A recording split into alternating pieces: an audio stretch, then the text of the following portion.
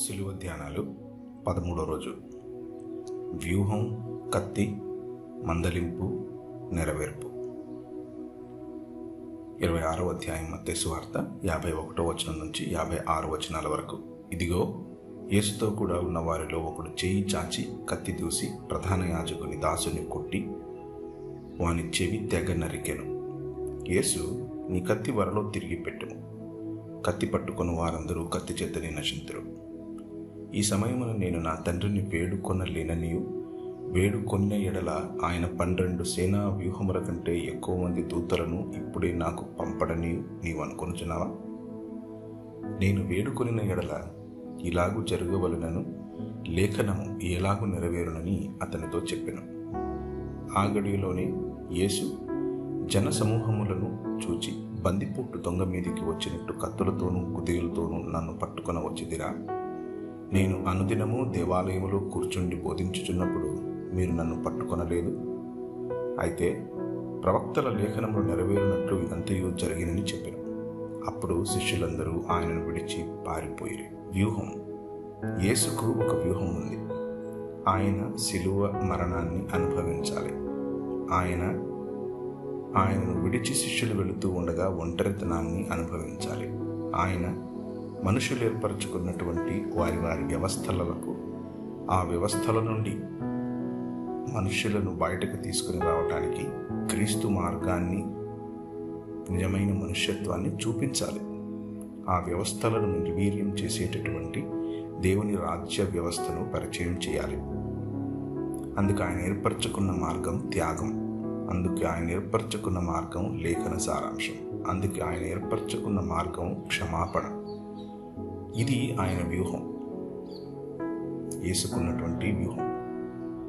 అలాగే కత్తులతోనూ కుదియలతోనూ వచ్చిన వారికి ఒక వ్యూహం ఉంది. ఆ వ్యూహంలో బలవంతంగా ఆయనను పట్టుకొని మాయోపాయముల చేత పట్టుకోవాలి అని చూస్తున్నటువంటి ప్రధాన యాజకుడు మరియు ప్రజల పెద్దల యొక్క వ్యూహం. ఏ వ్యూహం లేకపోయినా, ఏ వ్యూహం ఆలోచించి కలిసి కూర్చుని దాన్ని ప్లాన్ చేసుకోకపోయినా, పేతురుకు ఒక వ్యూహం ఉంది. అది తన కత్తి తీసి ప్రధాన యాజకుడిని కొట్టి, ప్రధాన యాజకుడి సేవకుడిని కొట్టి అక్కడి నుంచి వెళ్ళిపోవటం, రిటాలియేషన్. అయితే ప్రభు అయిన యేసుక్రీస్తు చాలా సమాధానంగా, అలాగే ఆయన ఇంతవరకు నేర్పిస్తున్నటువంటి మార్గాన్ని తన శిష్యులలో ప్రధానుడైనటువంటి పేతురు సైతం అర్థం చేసుకోలేకపోవటం, తను ఇంతకు ముందే నేర్పినట్లు ఆయన లేఖనములు, ఆయన చెప్పినటువంటి మాటలు నెరవేరేంత వరకు, నెరవేరేలా ఇది జరుగుతోంది అని చెప్పాడు.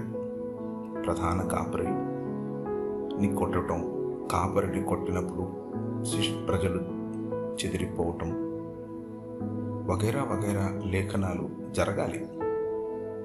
అన్నిటినీ మించి ఆయన సమయం వచ్చేసింది.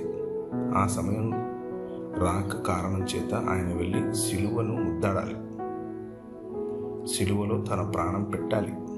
ఇది ఆయన వ్యూహం. ఇది ఆయన ముందు నుంచి చెబుతూ వస్తున్నటువంటి మాట. కానీ మనిషికి ఉన్నటువంటి భావోద్వేగాలలో భాగంగా అక్కడేదో ప్రభు తనను తాను రక్షించుకోలేడని, ప్రభు ప్రార్థిస్తే తన తండ్రి దూతలను 12 సేనా వ్యూహముల కంటే ఎక్కువ దూతలను పంపలేడని అనుకున్నాడేమో బహుశా. నేను యేసును గెలిపిస్తాను, నేను యేసును డిఫెండ్ చేస్తాను, నేను యేసు కోసం అవతలి వారి యొక్క వ్యూహంలో భాగంగానే ప్రవర్తిస్తాను అని అనుకున్నాడేమో. యేసు చెప్పినటువంటి మాటలను మరిచాడు, యేసుకున్నటువంటి వ్యూహాన్ని మరిచాడు, యేసుకున్నటువంటి లేఖన నెరవేర్పును మరిచాడు. కాబట్టి మందలింపుకు గురయ్యాడు. చాలా సున్నితంగా ప్రభువు గద్దించాడు, మందలించాడు. నీ డిఫెన్స్ నాకు అక్కర్లేదు బాబు. నేను కావాలి అని అనుకుంటే నేను నా తండ్రికి చెబితే 12 సేనా వ్యూహముల కంటే ఎక్కువ మంది దూతలు వస్తారు. ఒక్కొక్క దూత ఒక్కొక్క దేశాన్ని నాశనం చేయగలవాడు. అలాంటిది 12 సేనా వ్యూహములంటే ప్రపంచాలను నలుదిక్కులను విక్కటము వెండ్రము కలిగినగా లయం చేయగలరు. ఆయన మాట సెలవిస్తే దూతలు రావక్కర్లేదు. మాటతోనే అగ్ని గచ్చపొదలను కాల్చినట్లు ఈ భూమి అందులో ఉన్న సమస్తము కాలిపోగలవు. కానీ అది కాదు ఆయన వ్యూహం. అలా వారితో చెప్పిన తర్వాత ఆ గడిలోనే యేసు జనసమూహములను చూచి బందిపోటు దొంగ మీదకి వచ్చినట్లు కత్తులతోనూ గుదేలతోనూ నన్ను పట్టుకోవడానికి వస్తారా? నేను దేవాలయంలో కూర్చుని మాట్లాడుతూ ఉన్నాను, రోజు మీకు కనిపిస్తున్నాను, అప్పుడు మీరు పట్టుకోలేదు నన్ను. అయినా కానీ ఇదంతా ఎందుకు జరుగుతుంది అని అంటే, ఇలా జరగాలని నేను ముందే చెప్పాను, ప్రవక్తల చేత చెప్పించాను, దూతల చేత అనౌన్స్మెంట్ చేయించాను. ఇది ఇలా జరగాలని ఆదాము కాలము మొదలుకొని, నోవహు కాలము మొదలుకొని, మోషే కాలము మొదలుకొని, అలాగే దావీదు కాలము మొదలుకొని ఇప్పటి వరకు ప్రవక్తలందరూ చెప్తూ వస్తూ ఉన్నది ఇదే. వాళ్ళు చెప్పేదంతా నెరవేరాలి. అలా మెస్సియా పట్టబడాలి, అలా మెస్సియా నలపబడాలి, అలా మెస్సియా ఒంటరి వాడవ్వాలి, అలా మెస్సియాను కొట్టక తన అనుయాయులు, తన గొర్రెలు పారిపోవాలి. అలా జరగటం కోసం, అనగా లేఖన నెరవేర్పు కోసం ఇదంతా జరుగుతుంది. ఆయన సిలువెక్కకపోతే మనుష్యులు వారు ఏర్పరచుకున్నటువంటి వ్యవస్థలలోనే చిరకాలం మగ్గిపోతారు. ఆయన సిలువెక్కాలి. ఆయన సమయం వచ్చింది కాబట్టే సిలువెక్కాలి. అది వీరు పట్టుకుంటున్నందుకు కాదు, ఆయన అలా జరుగుతుంది అని చెప్పినందుకు, ఆయన నిర్ణయించుకున్నందుకు, ఆయనే స్వకీయంగా, ఆయనే స్వచ్ఛందంగా ముందుకొచ్చి తన ప్రాణాన్ని పెట్టినందుకు, లేఖనములు నెరవేరటం కోసం ఇలాగ జరగాలి అని చెప్పాడు.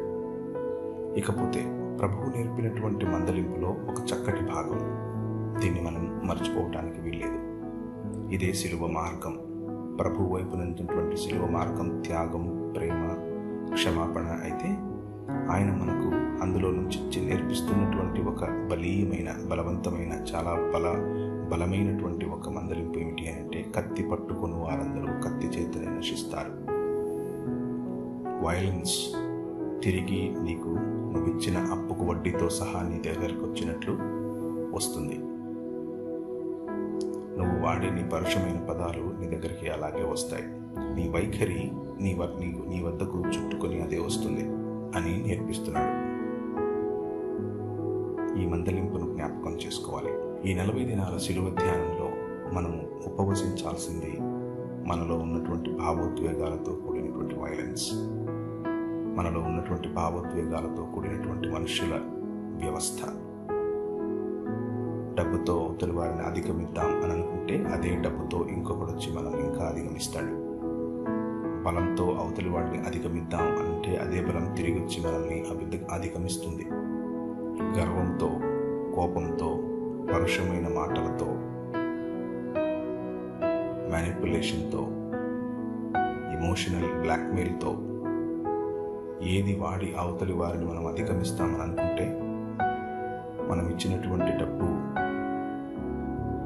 ఏ విధంగా అయితే వడ్డీతో సహా తిరిగి వచ్చి మనల్ని అధిగమిస్తుందో, అదేవిధంగా మనం విత్తినటువంటి మన కోపం, మన వైలెన్స్, మన గర్వం, మన పరుష పదాలు, మన వైఖరి తిరిగి మన మీదకి అలాగే ఇంకొక రూపంలో వచ్చి అధిగమిస్తాయి. దీన్ని మనం జ్ఞాపకం చేసుకోవాలి. ఈరోజు శిలువ ధ్యానాల్లో భాగంగా మన వ్యూహం ఏమిటి? ఆయన మనకిచ్చినటువంటి బాధ్యతను నెరవేర్చడానికి మన వ్యూహం ఏమిటి?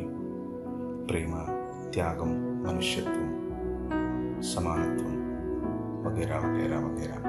ఆయన నేర్పినటువంటి, ఆయన చూపినటువంటి శిలువ బాటను మరిచి మనం ఏదో ఆయనకు సహాయం చేస్తున్నాం అని లోక మర్యాదలో నుండి ఆయన రాజ్య స్థాపన, విస్తరణ చేసే ప్రయత్నం ఒకవేళ మనం చేస్తే, ఆయన మనకిచ్చేటటువంటి సలహా ఇదే: కత్తి పట్టుకొని వారు, ఈ లోక మర్యాదను అనుసరించువారు కత్తి చేతనే, అనగా ఈ లోక మర్యాద చేతనే నశిస్తారు. అది ఆయన మందలింపు. లేఖనములు నెరవేరాలి, ఒక రాజ్యం కట్టబడాలి, ఒక రాజుగా సింహాసనాసీనుడవటానికి మనుష్యుల మాయోపాయం, మనుష్యుల స్వనిర్మితమైనటువంటి వ్యవస్థలు అక్కర్లేదు. ఆయన తన పద్ధతిలో చేస్తాడు. ఆయన వ్యూహం శిలువ మార్గం. ఆ శిలువ మార్గం మనకు అర్థమయ్యేలా చిన్న ప్రార్థన. కృపగలిగిన తండ్రి, నీ శిలువ మార్గాన్ని జ్ఞాపకం చేసుకునే వారంగా, నీ శిలువ మార్గంలో నడిచే వారంగా, నువ్వు చూపినటువంటి బాటలో మేము నడువునట్లు మాకు సహాయం చేయమని యేసు నామమున ప్రార్థిస్తున్నాము తండ్రి.